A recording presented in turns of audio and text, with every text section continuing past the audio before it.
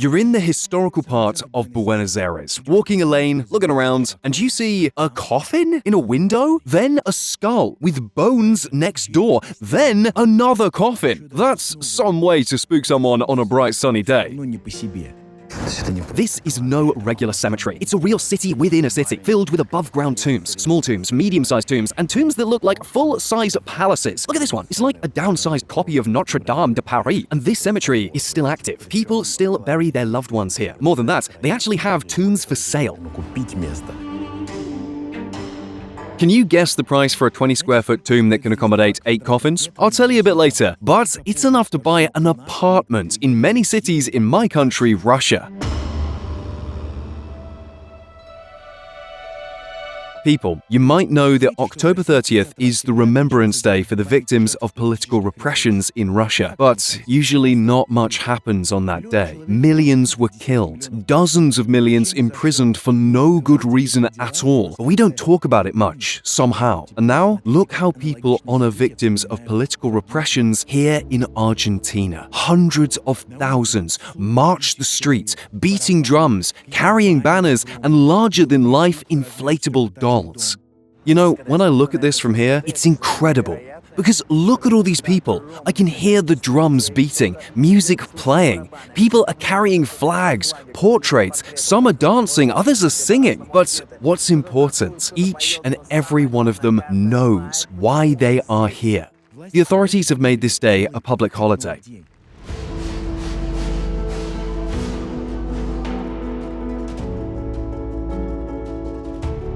One thing all Russians would find amazing is that there is no police presence. There are no anti-riot police troops in gear with shields and batons. There are no detention vans. The only police car here is the one that's blocking the traffic to make way for the march. Speaking of traffic, drivers are simply waiting patiently for the march to go by. And some are supporting them, waving their hands and signaling.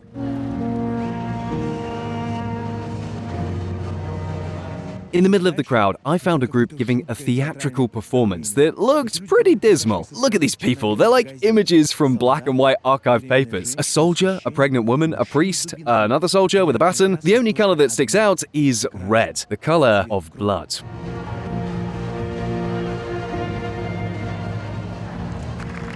This is the Day of Remembrance for Truth and Justice in Argentina. People take to the streets to honor and remember those who died at the hand of the military dictatorship during the 1970s. No one told these people to come out, dropping whatever they've been doing. The reason why they came out to take part in the march is loud and clear on this banner saying there are 30,000 reasons to do so.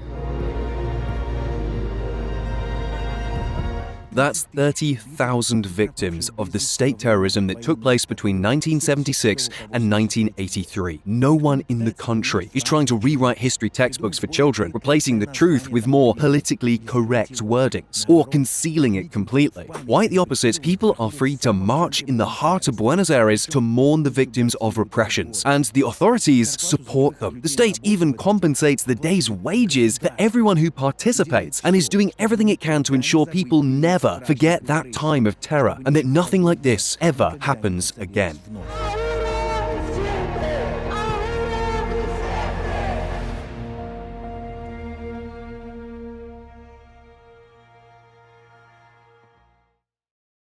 Are you subscribed to our channel? Not yet? The sad thing is that Anton can't go on his next adventure until you do. So pretty please, subscribe now. That's right. Go ahead, click subscribe. Well done and thank you. We can continue now. Recoleta is a pretty rich neighborhood for upper middle class, you know.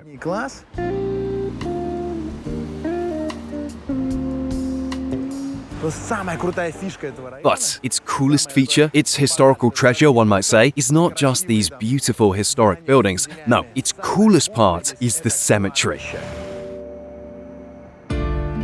The Recoleto Cemetery shares the name with the barrio, or neighborhood. It's practically a city within a city, and the last refuge of many famous, influential, and rich Argentinians. It has tombs of Argentina's 20 presidents. Also, the Recoleto Cemetery is very different from many traditional cemeteries. It's surrounded by numerous restaurants and cafes that are frequented by the public who have fun and listen to street performers. Here, for example, is one impersonating a headless body playing a handsaw. I think this guy would be in trouble in Russia for disrespect of someone's feelings.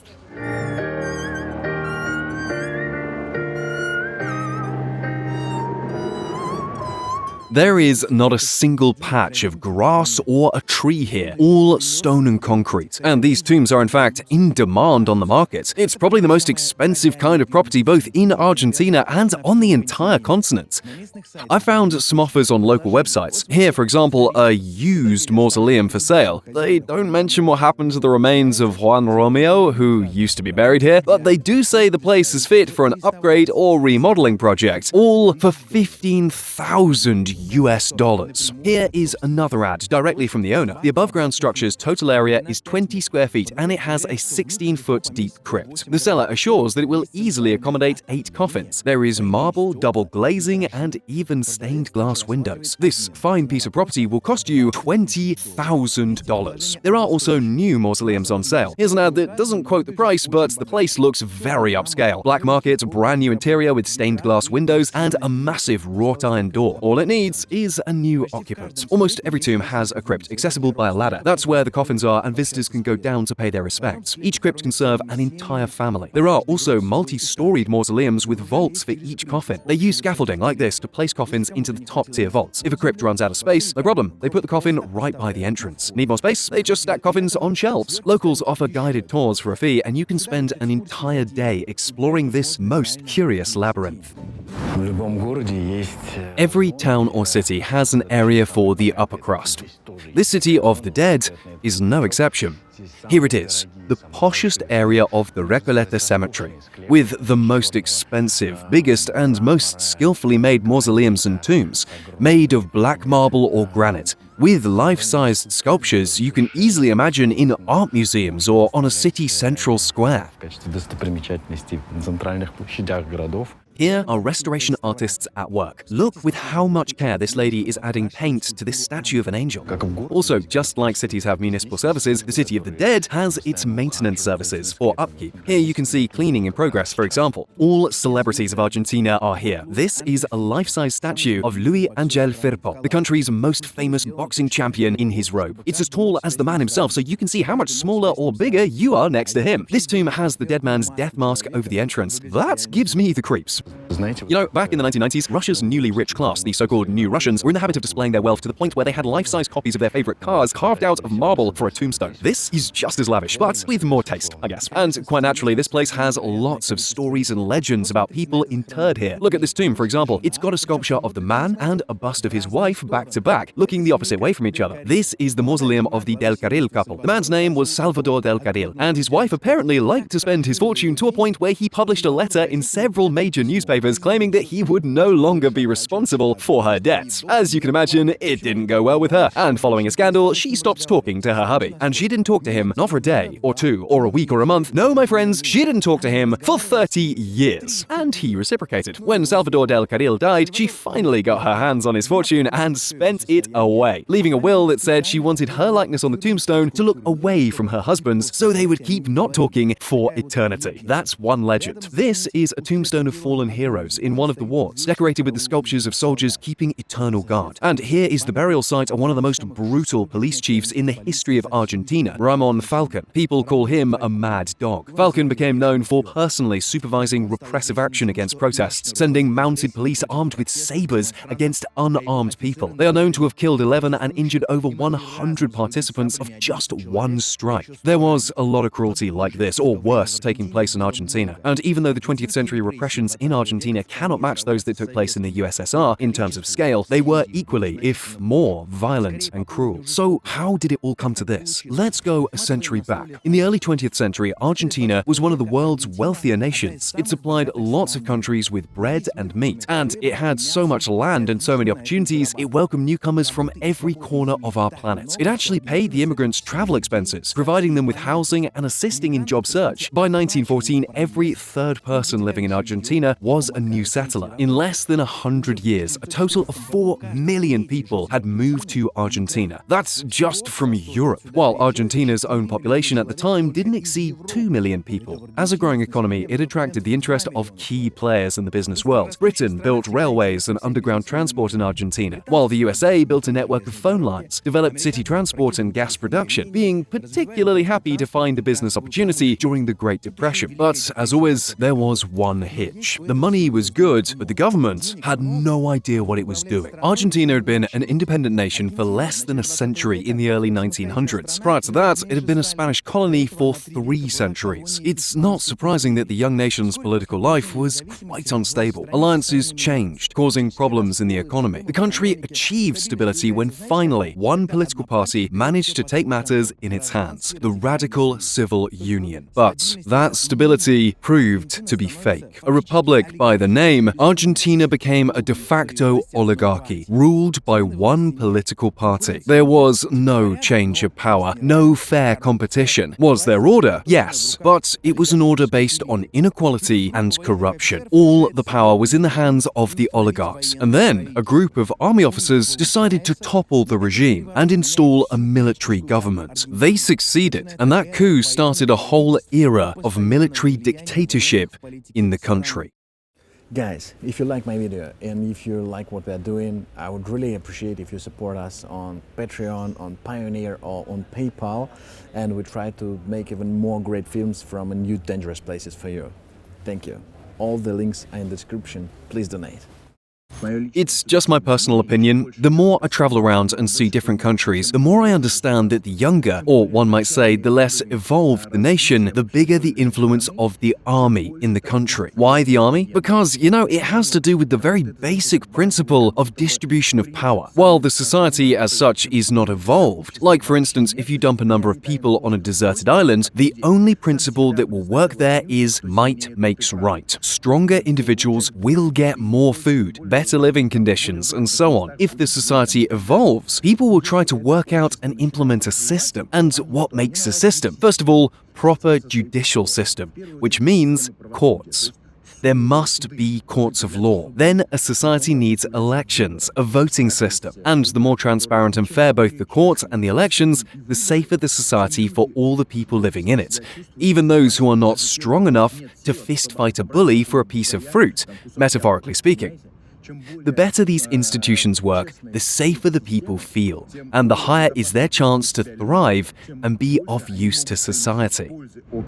And then, an army officer and aspiring politician, Juan Perón, rose to power as the result of one of the numerous coups d'etats in the history of Argentina. Perón was the country's first politician who didn't just do politics, but started to win people's hearts. His speeches inspired crowds of people. He was given standing ovations. Perón talked to the workers directly, asking them what they wanted, and soon realized that a good PR campaign is a much more efficient career-building tool than any other. In just a year's time, Perón was appointed the country's vice president. Another brilliant PR move was to make a public introduction of his soon-to-be wife, Evita. She was a beautiful woman, born in a poor family. She came to Buenos Aires at the age of 15 to pursue an acting career. Perón and Evita made a lovely couple, and the public enjoyed his generous romantic gestures towards her. But she wasn't just a pretty face. She worked on the radio where Perón secured her own show that she used to promote Perón's politics. In her speeches, she never tired to repeat things like, I am only a simple woman who lives to serve Parent and my people, and my glory is and always will be Parent's shield and the flag of my people. Perón became increasingly seen as president material, to the point that in October 1945, his rivals had him arrested. Evita helped organize the protests in his support, and they were massive. Perón was released in just a few days, and he came out of detention a hero. His fate was sealed. He became the president of Argentina in a matter of months in 1946. Following his inauguration, Perón announced that Argentina had to forge its own special path and take the best from both capitalism and socialism. He nationalized the railways, public utilities, public transport, communications. He raised wages, gave voting rights to women, set up a pension fund, outlawed exploitation of minors. In other words, he was a model president. His wife Evita was in charge of social support. In 1948, she founded the charitable Eva Perón Foundation, Foundation that paid for the construction of schools, hospitals, and orphanages. When asked how much she spends on social projects, she replied, Keeping books and social aid is capitalistic nonsense. I just use the money for the poor.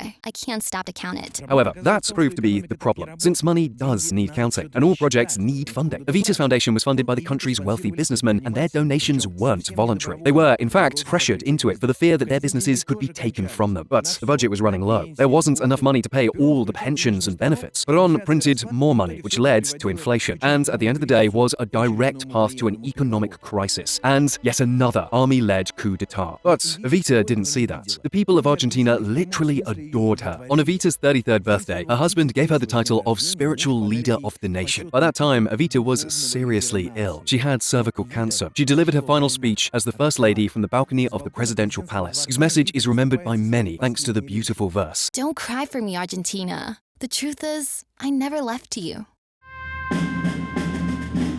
By that time, Evita was very sick. But you know what? A strange thing happened next. In 2011, a neurosurgeon at Yale University Medical School, Daniel Nishenson, studied scans of Evita's skeleton, including X-ray images of her skull, and made a conclusion that she had been subjected to a lobotomy in her final months of life. Back in the day, it was a neurosurgical treatment for psychiatric disorders. The operation involved cutting the neural connections between the prefrontal lobes and the rest of the brain, and was believed to be a working method to numb a person's emotional responses. Transorbital lobotomy involved driving the point of a thin surgical instrument, like an ice pick, and initially it was an ice pick, with a mallet through the patient's eye into the brain. While many medics believed that lobotomy helped suppress undesirable emotions in patients, in reality, the doctors didn't know the extent of the damage they were inflicting. And more often than not, the surgeons damaged not only the part of the brain they thought responsible for the illness, but a lot of the healthy brain tissue around that area. So, was Eva Peron really subjected to a lobotomy? We cannot know for sure, but Daniel Nishenson of Yale University, himself an Argentine, believes that Evita was forced to undergo this dangerous procedure. In 2015, the BBC published an article about his findings. The researcher hypothesized that the surgery may have been her husband's last-ditch attempt to curb some increasingly dangerous behavior. Evita had been behaving increasingly rashly in the year before her death. Her rhetoric had become increasingly incendiary towards those who dared to disagree with her. In his interview to the BBC, Nishenson said it offered the perfect approach to calm Evita and prevent a civil war, while also attempting to dull her response to cancer pain. This theory was voiced over a decade ago, yet no independent investigation has been undertaken to look into it ever since. Anyway, Evita died, and the country mourned her like no other. Crowds of grief-stricken people came to say goodbye. Some even tried to cut their veins right near Evita's coffin. Her body was embalmed just like Vladimir Lenin's in Russia. The country's politics took a sharp turn. Peron was overthrown in a coup, and all things Peronist were outlawed. He fled to Europe while the new authorities made a plan to bury Evita in a secret, unknown location. But the love of the nation is a serious force. The guy who was tasked with it simply disobeyed. He stole the body and hid it, you know where? In a closet in his office. After that, the body was flown to Italy under a fake name and buried there. But it got stolen from there too. Peronists moved the body to Spain, where Peron was hiding in exile. Peron remarried, returned to Argentina, and even won a presidential election again. But he didn't stay in power long. A year later, he died of a heart attack. His widow, Isabel, succeeded him to power and even tried to play a new Evita card, but she wasn't strong enough to lead the country habitually ruled by military juntas. In 1976, as a result of a military coup d'etat, a military junta headed by General Jorge Videla took control of the country. Mark this name. Jorge Videla was responsible for widespread abduction, torture, and murder of activists and political opponents along with their families. Videla's death squad secretly abducted anyone who spoke against his policies. The years of the Dirty War are known for forced disappearances of thousands of people. Videla shut down all opposition media, all trade unions, and introduced severe censorship. Green Ford Falcons, the cars used by the security forces during his dictatorship, were prowling the streets. You know, just like in the Stalin-era Soviet Union, black GAZ cars used by the KGB used to make arrests were the symbol of repressions. Green Ford Falcons were a symbol of bloody tyranny in Argentina in the 1970s. An interesting coincidence, Ford Falcon share the name with Argentina's most cruel police chief, Ramon Falcon, who is buried in the Recoleta cemetery. So, during Videla's rule, a total of 340 clandestine concentration camps functioned in Argentina. And that's long after World War II was over, when the truth about the Holocaust and Stalin's Gulag camps had already been made public. Videla took great care to conceal the sordid truth. His secret detention facilities were disguised as military training centers or sports camps. Local residents often had no idea what was going on in those buildings just next door. The prisoners were kept in small, overcrowded cells and let out only to be interrogated and tortured. Many of them were made to disappear without a trace. They were loaded onto military planes or choppers and thrown into the Atlantic Ocean or a river with bags on their heads. It was discovered that in 1977 and 1978 alone, at least 200 flights were made. The cynicism of Jorge Videla's regime knew no limits. When people contacted the authorities telling them that their family members were missing, mostly men, the authorities replied that they probably left looking for a job and simply forgot to warn them. Odd, right? But wait till you hear how Videla handled women who disagreed with him. He cared for the support of the church, and the church forbade him to kill pregnant women. So, you know what? Videla simply waited till they gave birth and killed them right after. The babies were taken away and placed in the custody of the military or other families who were supportive of the regime. In total, over 10,000 people were killed during the 7 years of state terrorism, and 30,000 people disappeared. They are the 30,000 reasons that keep Argentinians coming out to the streets every year. You know, Russia also has memorials in honor of the victims of repressions, but they are usually some quiet and deserted places, not frequented by people. And now, look at the memorial to the repression victims here in Argentina.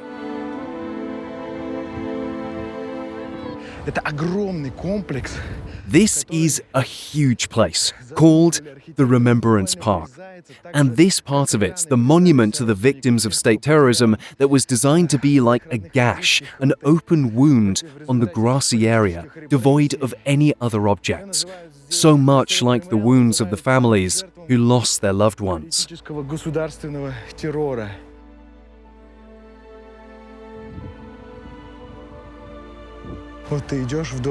Their names are listed on a wall that stretches on, and you can see how young they were. 22, 21, 19 years old, look! Here, someone left a rose. It's fresh, probably left today. I won't touch it because it's very personal. Family and friends come here to mourn their loss. Look how far this wall stretches, and then there is another, and one more. Lots of very long walls with thousands of names. We made an appointment to meet the family of one of the victims of the dirty war. His name was Hector, and his only crime was distributing anti-government flyers. All they did was political propaganda in print. They weren't involved in guerrilla fighting, nothing like that.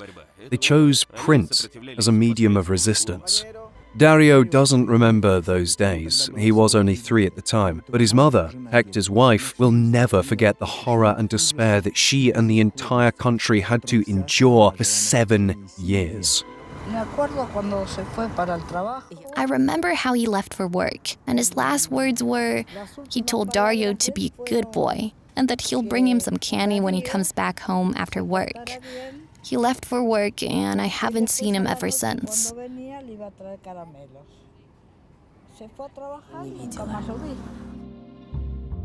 She later had a call from Hector's work, informing her that he had had an accident, but it was a lie. Hector was taken in broad daylight by one of Jorge Videla's death squads. Of course, we never got any official confirmation, no details whatsoever. We still hope that one day we may get back his remains, if they are ever found. His co-workers later said that Hector was pushed into a green Ford Falcon and taken to one of the clandestine detention camps, and from there most probably flown to be dumped into a river. They dumped them into the river. They loaded them into a plane or a helicopter, flew to the broadcast part of the river, and dumped them. They had them all on drugs. They pumped them with drugs to make sure no one survives, and also because some prisoners used to take some of the guards with them into the river. And so to prevent that from happening, they pumped them with drugs and then pushed them off the plane. Hector's grandson, has his father's name tattooed on his arm, next to his parents. He is also wearing a t-shirt that says Nunca Más, which means never again. He's a young guy, and dirty war is ancient history for him, but it is very important for him to remember what it was like to make sure it never happens again. The park is really huge, covering 35 acres, and it's situated close to the military airport that was used for those flights of death, and is still active. And this memorial here, its ramp with the names of the victims on it, was designed to form a giant wound in the lawn of the park, leading towards the La Plata River, to reflect the giant wound in the hearts of all of those who had lost their loved ones. Husbands, children, sons and daughters that fell at the hands of the state terrorism against its own people. And you know, I truly admire how strong you have to be, how much courage it takes to own it, to keep remembering this gruesome part of your history, so that people would always remember that no one is ever allowed to do that again, to persecute, torture, and kill people just for having different ideas. Not ever again. Не просто там убивать, устранять и так далее нельзя.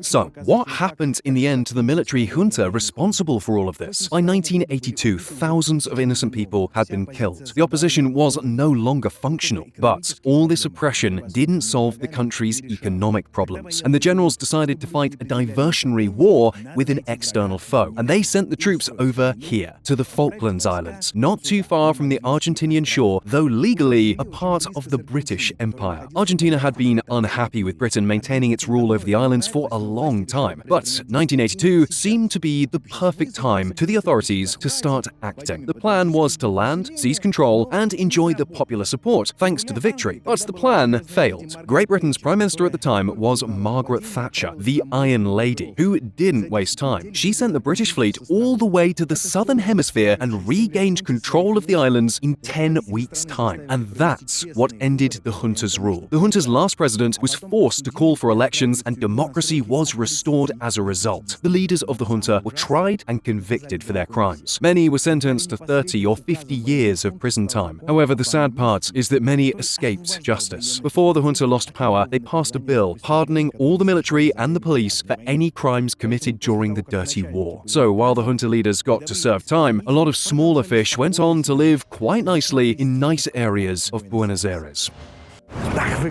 This is probably the richest, the nicest neighborhood in Buenos Aires.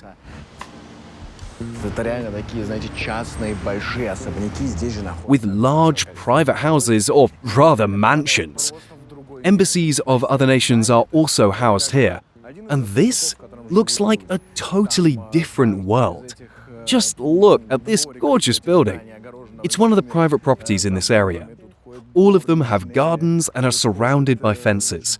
It's a place where people have maids, the doors are opened by porters, and everyone has a personal assistant. Everything is very nice, neat, and clean, elegant and upscale, and absolutely beautiful. Очень симпатично.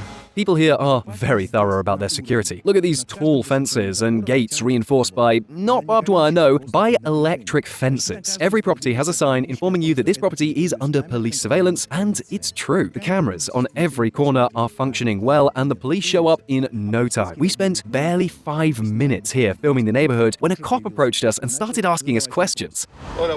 This neighborhood is home to some of the people who would tell you that there can be a different side to the dirty war. Here, people wear diamonds, jewelry, and such. You can see them wearing expensive watches like Rolex. And overall, this is a safe area. The local elites live here, and it's the kind of people who would tell you, if you asked them about the state terrorism and the military dictatorship in the 1970s, that it was a time when there was order. So these are people from the old money, who haven't had financial problems for generations. And speaking of the current politics in the country, they would say something like, these socialists, these Peronists, have made a complete mess of the country. So basically, they would prefer the time when there was order, and all these socialists and communists were dumped into the river from planes and choppers. However, today, common people have a lot more freedom to say what they think, and the political and financial elites can't hide from that even behind their tall fences. People in Argentina love rallying, and any reason is good enough. For example, a power cut, no electricity, why stay at home? Let's rally! You know, if there's a power cut, there's no electricity for hours, there's no water, elevators don't work in buildings, so it's a problem, and people don't sit and wait. They go out, block the road, and start banging kitchen pans. And that's how they protest. And the police comes to make sure they are safe while they protest and demand for electricity in their houses.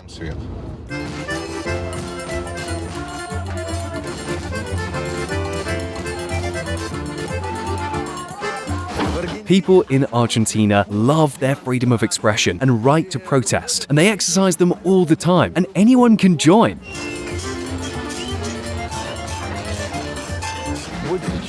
For example, these people here are protesting against low wages. This girl here is holding a picket sign that says a person in Argentina needs at least 177,000 pesos to live with dignity. That's about $500. And these people are making less. Another picket sign says that the rich must pay for the crisis. Even today, the protesters are carrying banners with the images of Eva Perón, her husband, and Che Guevara. This banner says shirtless, a term used to denote the working poor in Argentina and the followers of Evita and Perón, and the slogan free or dead but not enslaved. Despite the passionate slogans, the protest looks and feels more like a public celebration of sorts, or a huge picnic. Look at this happy couple on a lawn. Here's another enjoying the traditional drink of Argentina, yerba mate. Lots of participants are sitting on the grass or right on the pavement. Street vendors are selling hot dogs, and look how fat and juicy they are, by the way. Look at the guy with a makeshift tray making his way through the crowd. He's selling water and soft drinks. Some people are cooling themselves by making use of a public fountain. Children are having a lot of fun. And people are not scared to take children to these protests because they are mostly very peaceful. Of course, when people protest every week for any reason, one might think that these protests do no good, but that's not true.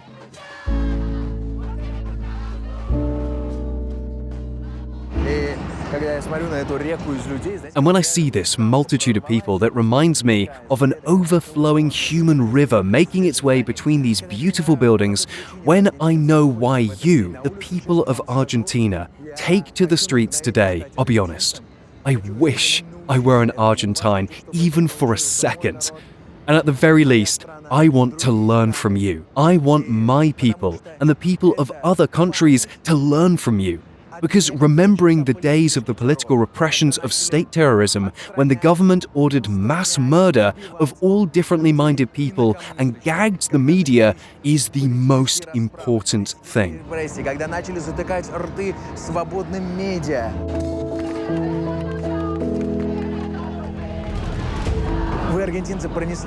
And you, the people of Argentina, have done an amazing job preserving this memory through the years. And the very fact that you made it a public holiday when all the people come to the streets and walk together, that's what I admire tremendously, because I think that's the most important thing ever, the best thing you can do to prevent the same kind of thing happening in the future. This is the only way to keep the memory alive, to pass it on through generations as a way to ensure the mistakes of the past never happen again. And I admire you, people of Argentina, I swear I do. There are words on the monument to the victims of political repressions in Buenos Aires that say that this monument cannot heal a fraction of those wounds that were inflicted by the repressions. But it is possible, and I can see now that it is, to prevent future generations from being wounded like this. Поможет предостеречь от новых ран в будущем.